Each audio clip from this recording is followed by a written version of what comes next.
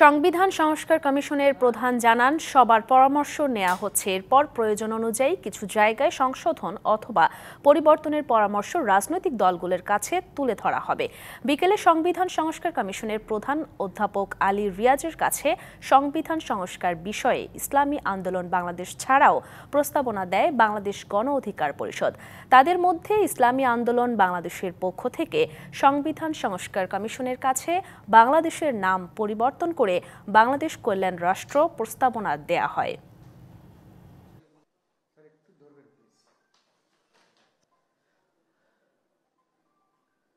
এই রাষ্ট্রের নাম হবে গণতান্ত্রিক বাংলাদেশ, গণপ্রজাতন্ত্রী বাংলাদেশ নয়। সংবিধান থেকে প্রজাতন্ত্র শব্দটি বাদ দিতে হবে।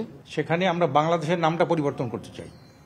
বাংলাদেশ হবে বাংলাদেশ কল্যাণ রাষ্ট্র, যাতে কোনো ব্যক্তি এই নামটা দেখে কোনো অকল্যাণ করার চিন্তা না করতে পারে। আমরা সমস্ত জনগণের বিভিন্ন অংশের মতামত দিচ্ছি। আপনারা দেখেছেন গত কিছুদিন যাবৎ আমরা অংশীজনদের সাথে বৈঠক করেছি। তার মধ্যে সংগঠন আছে, প্রতিষ্ঠান আছে, ব্যক্তি আছে, সংবিধান বিশেষজ্ঞ আছে।